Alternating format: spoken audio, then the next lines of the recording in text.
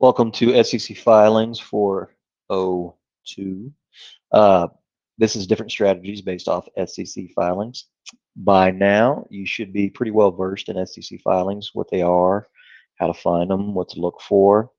And if you watched the video before this on 401, that showed you one example that we can play. That's called the pump and dump. It's called, there's another one, the baby shelf, right? And you figure that out and you create your thesis using the SEC filings. So let me go through a couple different ones. That this is a dilution tracker. Remember Parker, the guy that I trade with, he brought this up, and he actually gave this to us in our mentorship group. And I'll have him come in every once in a while and talk with us. But um, you've got S1 pump and dumps, you've got gap up with large ATM, you've got high volume and no dilution under baby shelf. We talked about that. We've got swing trades. You can swing long with minimal possible of dilution or under baby shelf, so they got to be looking for a high close. Short extended charts with offering our dilution potentials. And he runs through this and he says offerings, pump and dumps, this is a small cap that he wants to raise through an S1 or an S3, and it needs to generate liquidity. And what he means by that is he needs to generate liquidity with a pump before it can offer any substantial amount. What that means is he needs to get, maybe a stock trades 100,000, 500,000 volume, and then all of a sudden it trades as 150 million in one day. Do you really think that it goes from that to that? No, what they do is they have algos that buy it over and over and over and over and over and over and over, and it makes it look like there's volume, and they're really just selling back and forth to each other. And what that does is it generates interest, and they're like, oh, this float only has 1.5 million float. Oh, it's already float rotated. I mean, I have a play in float rotation, right? Where if it does that, it's like, wow, this should be going straight up, right? Because of the float rotation. Well, if it's a pump and dump, that float rotation isn't going to matter because it's not real buyers. And what they're doing is they're trying to get the retail in to pump it up, and it's illegal, but they do it anyway. They actually allow people to short it up here, take part in the offering. Let's say this is 6, and everybody's getting short their positions here. Then they'll come out with the offering, and it's at 3. Well, what happens is immediately it drops, and it usually comes down close to the offering price, if not below.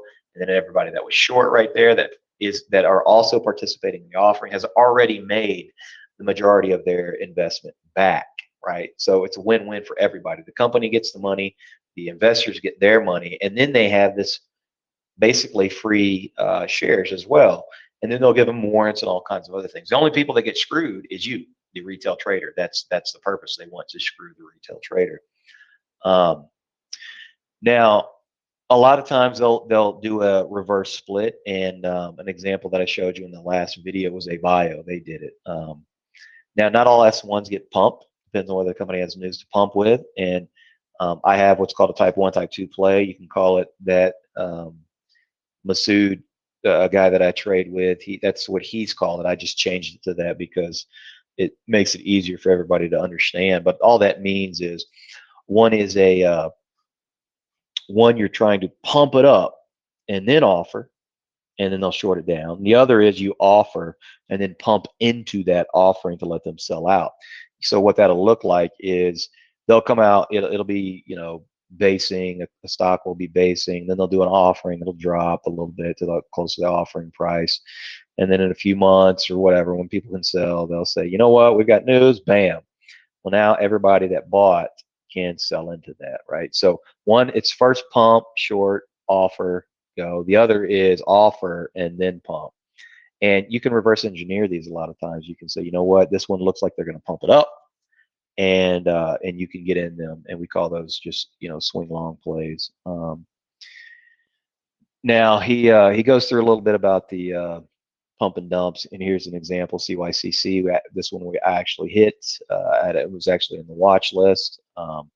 Here's some recent examples. You see how detailed he is with all this? This is what it takes to be successful at what you do. You need to put in work. Gap ups with large ATMs. What this means is an ATM, hopefully you know that by now. If you don't, you're watching the videos out of order. An An ATM is at the market offering. It means they can just print money out of thin air, just print shares. So here you go, here you go, here you go, right? So they'll gap it up and create some liquidity before they start using their ATM. Again, examples of it here. Now, the other one we talked about is the high of day close under baby shelf. That was in the last video. And if you can find a stock that has no dilution, high volume like that, you always want to get on the long side of it. This was the swing trades longs. You know, one of the riskiest things about the swing trades longs is that the company does drop an offering.